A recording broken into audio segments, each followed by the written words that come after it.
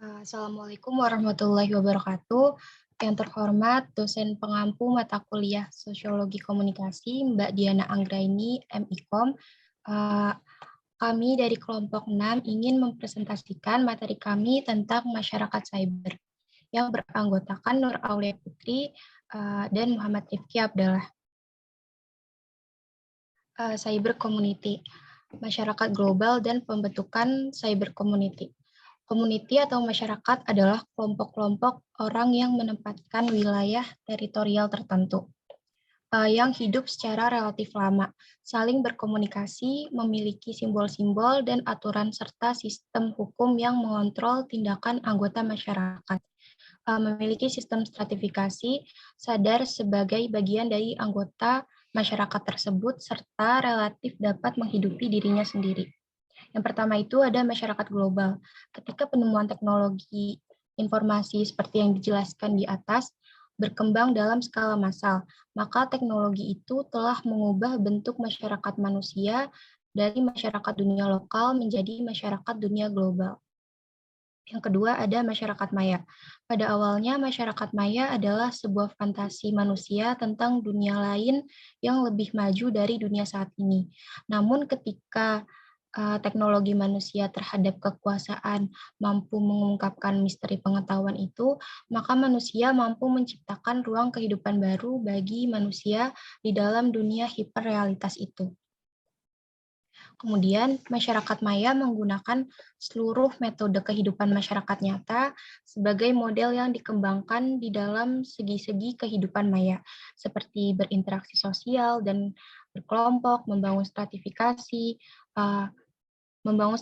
sosial kebudayaan, membangun pranata sosial dan kekuasaan, dan membangun sistem kejahatan dan kontrol-kontrol sosial. Kemudian ada proses-proses sosial dan interaksi sosial. Proses-proses sosial dan interaksi sosial dalam masyarakat maya ada yang bersifat sementara dan ada juga yang bersifat menetap dalam waktu yang lama atau selama-lamanya yang ditentukan oleh kepentingan mereka dalam dunia maya. Kemudian ada kelompok sosial maya. Komunitas maya memiliki kehidupan kelompok yang rumit.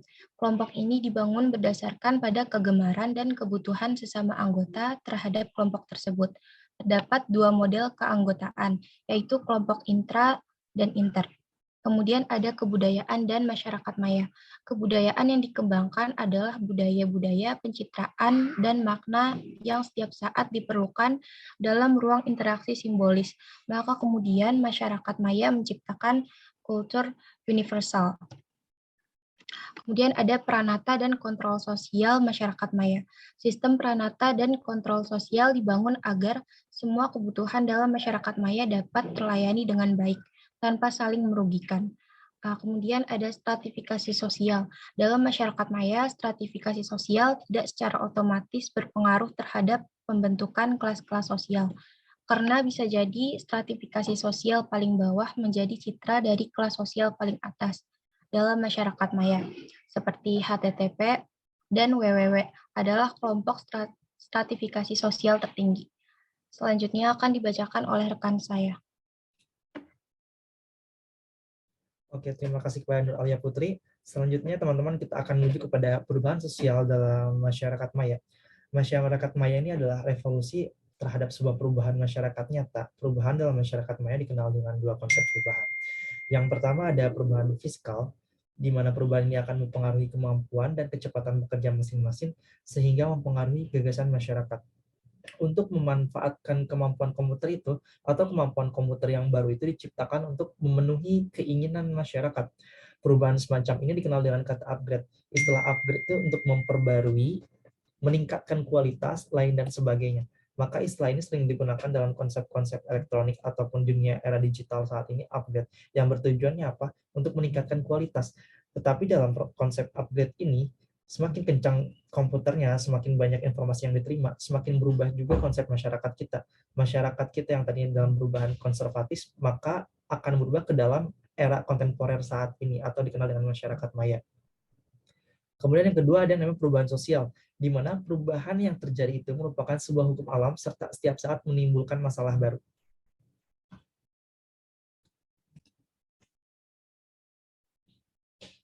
Kemudian selanjutnya ada yang namanya hyper reality, sisi lain dari masyarakat maya. Untuk mencapai masyarakat teknologi, maka suatu masyarakat harus memiliki sistem teknologi yang baik. Dengan demikian, maka fungsi teknologi adalah kunci dari perubahan di masyarakat itu sendiri. Kemampuan teknologi media elektronika memungkinkan perancang agenda setting media dapat menciptakan realitas dengan menggunakan satu model produksi yang disebut dengan simulasi. Simulasi ini merupakan model-model yang tanpa asal-usul atau realitas awal. Hal ini disebut dengan hyperrealitas dalam simulasi, kemudian ada hyper ke realitas. Melalui model simulasi, manusia dijebak dalam satu ruangan yang dianggap nyata, tetapi pada dasarnya itu tidak nyata atau nisbi. Kebanyakan orang menganggap itu sebuah hal yang nyata, tetapi pada kehidupan nyata itu merupakan hal yang tidak nyata atau nisbi atau semu itu sendiri.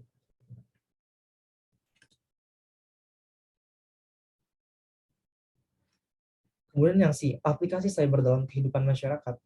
Yang pertama ada e-government, e-commerce, dan varian e lainnya. Di sini merujuk pada elektronik, sebagaimana mengenai aplikasi internet, teman-teman. Aktivitas yang paling padat dalam dunia maya adalah gagasan membangun e-government atau pemerintahan maya dengan menggunakan konsep e-office, e-conference, email, e-commerce, dan lain-lain sebagai konsekuensi lain perkembangan market dalam masyarakat maya. Salah satu hal yang mengacu gagasan membangun e-government adalah kemampuan teknologi internet membangun jaringan-jaringan intra maupun antar server, baik antar perusahaan, kemudian antar negara, lain dan sebagainya. Kemudian ini mendorong untuk menciptakan varian seperti e-government lain dan sebagainya dalam konteks kehidupan masyarakat dunia maya. Kemudian yang kedua, teman-teman, berbicara tentang cybercrime, cyber community, tentu ada yang namanya regulasi yang mengatur dengan tujuan untuk mengontrol tindakan tersebut agar terarah, kemudian agar terorganisir, tidak melenceng, tidak lain dan sebagainya. Salah satu yang penting tidak melanggar hukum, makanya diadakan cyber law. Cybercrime dan cyber community merupakan imitasi terhadap kejahatan yang menggunakan prosedur teknologi telematika yang sukar dilihat dengan mata sesaat. Terkadang kita tidak menanggapi hal tersebut karena kejahatan dalam cybercrime itu biasanya berupa data yang dalam informasi telematika itu tidak bisa dilihat oleh mata telanjang. Ada yang namanya pelanggaran norma susila, di mana pelanggaran norma susila terbanyak dalam masyarakat maya berhubungan dengan pelanggaran norma-norma seksualitas dan pornografi. Kemudian selanjutnya ada pelanggaran norma seks dan pornografi dalam konsekuensi masyarakat dunia maya. Dalam masyarakat maya ini terjadi dalam skala yang tidak kecil, skala massal, skala besar dalam pelanggaran norma seks dan pornografi. Makanya dibutuhkanlah cyber law sebagai positif hukum yang mengatur dan minimalisir tentang adanya pelanggaran hal tersebut. Kemudian terakhir ada yang namanya bentuk kejahatan dari hacker.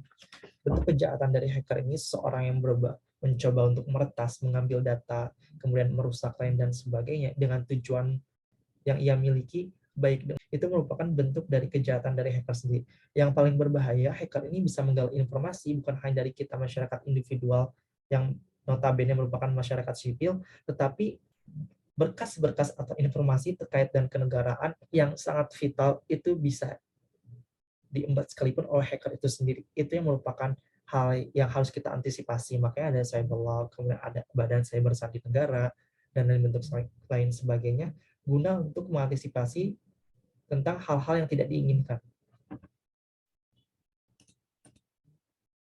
Melihat hal tersebut menandakan perlunya cyber law dalam menangani cybercrime itu sendiri. Cyber law adalah perangkat hukum positif yang digunakan untuk mengontrol akselerasi kehidupan dalam cyber community. Cyber law ini sama dengan konstitusi bentukannya, merupakan hukum tetapi konteks dalam bentuknya yaitu dalam basis digital atau teknologi.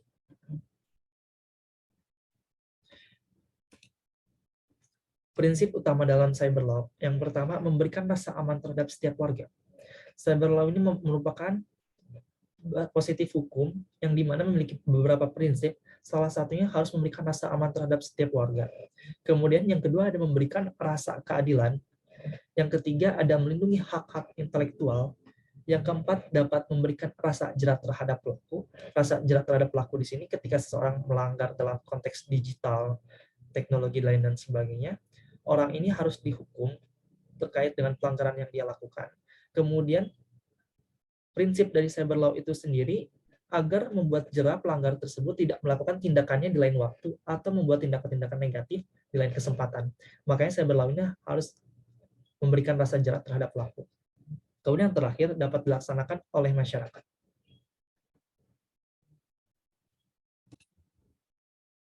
Kemudian kita masuk dalam conclusion atau kesimpulan, ketika teknologi informasi berkembang dengan skala massal, maka teknologi itu telah mengubah bentuk masyarakat manusia, baik dalam tata laku norma dan kebudayaan baru yang dihasilkan dari perkembangan teknologi itu sendiri. Banyak teknologi yang menggerus budaya-budaya kita yang biasa dilakukan dengan kontak fisik, tetapi karena adanya basis teknologi ini, kita hanya melihat dalam bentuk visual, tetapi tidak dapat berkontak fisik.